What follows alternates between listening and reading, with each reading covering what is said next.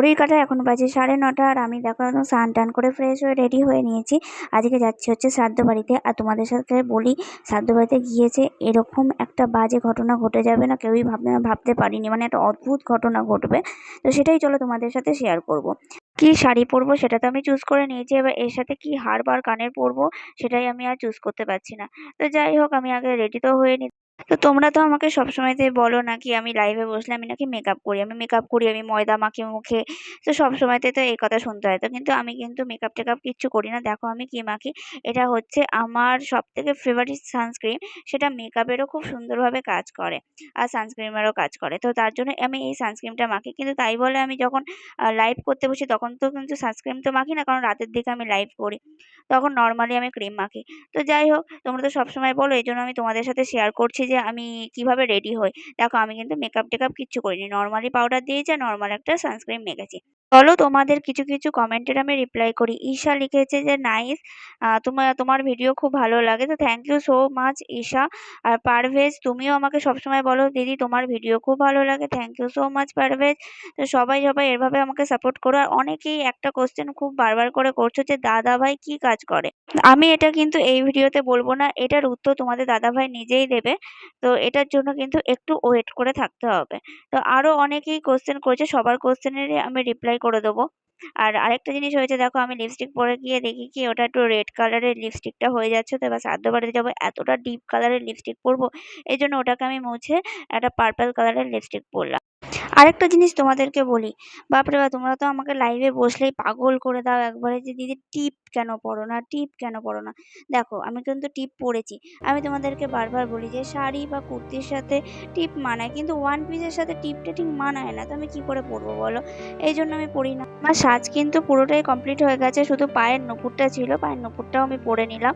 এবার আমাকে কেমন লাগছে সেটা কিন্তু প্লিজ একটু কমেন্ট করে জানিও। চলো এবার বেরোনো যাক। এখানে কিন্তু কিছুক্ষণের জন্যই তোমাদের দাদাভাইকে দেখতে পাচ্ছ, কারণ তোমাদের দাদাভাই আমাকে দিয়ে আসছে। আর আমি যার বাড়িতে যাব সেখানে ও আমাকে দিয়ে তারপরে অফিস চলে যাবে। তো এই দেখো আমি এখানে চলে এসেছি, আর আমার মা দেখো এখানে বসে আছে, দেখতে পাচ্ছ, ওই দেখো আমার মা বসে আছে। মানে সবারই খাওয়া হয়ে গেছে, আর আমার মার দেখো শাড়ি পরেছে হবে না, তারপর গায়ে আবার কাপড় দিতে হবে, মানে ক্যামেরার সামনে আসতে গেলেও গায়ে এদের কাপড় দিয়ে তারপর ভালো করে আসতে হবে। কি আর বলবো। যাই হোক, তোমাদেরকে আমার বাবাকে কোনদিন দেখায়নি, দেখো আমার বাবা এখানে বসে রয়েছে, সেটাও তোমাদেরকে শেয়ার করে দিলাম। এই তুই কোথায় যাচ্ছিস?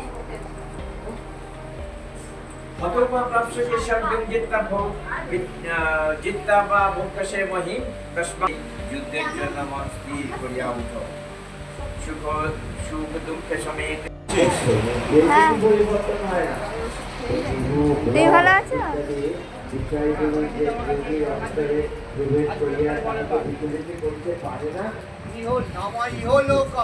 পরিচর্য কত হোস পরমা গতি করে জল একটু কুসুমার ব্রাহ্মণকে দাও। আরে শোনো শোনো, তোমাদেরকে বললাম না যে একটা অদ্ভুত ঘটনা ঘটে গেছে। সেই অদ্ভুত ঘটনাটা কি, দেখো এ দেখো এখানে সরা পাতা হয়েছে, দেখো পেছনে গামলা, মানে চারিদিক দিয়ে বৃষ্টির জল পড়ছে আর মুষলধারে বৃষ্টি হচ্ছে। তার মধ্যে তোমরা বলতেই পারো বৃষ্টি তো হচ্ছে, তার এটা অদ্ভুত ঘটনাটা আবার কি। অদ্ভুত ঘটনা হচ্ছে এটাই যে এই জায়গা, মানে এখানেই শুধু বৃষ্টি হয়েছে, আর কোনো জায়গাতেই বৃষ্টি হয়নি। মানে আমাদের এখান থেকে আমাদের বাড়ি কিন্তু আমার বাড়ি যেখানে, সেটা কিন্তু বেশি ডিস্টেন্স নয়, কিন্তু ওখানে কিন্তু বৃষ্টি হয়নি, এই জায়গাটাতেই শুধু বৃষ্টি হয়েছে। এটা কি অদ্ভুত ঘটনা নয়? এটা শুনলে সত্যিই গায়ে কাটা দেয়। তো সব কাজ কমপ্লিট হয়ে গেছে, শ্রাদ্ধের কাজও কমপ্লিট হয়ে যাওয়ার পরে আমরা সবাই মিলে একসাথে খেতে বসে পড়েছিলাম। আর আমার ক্যামেরা কে করে দিচ্ছিল জানো? আমার মা। আমার মা কিন্তু ভালোই ক্যামেরা করতে পারে, কিন্তু মাঝে মাঝে না একটু গন্ডগোল করে ফেলে, যে ভিডিওর ওখানে ক্লিক না করে ভিডিও করতে শুরু করে দেয়।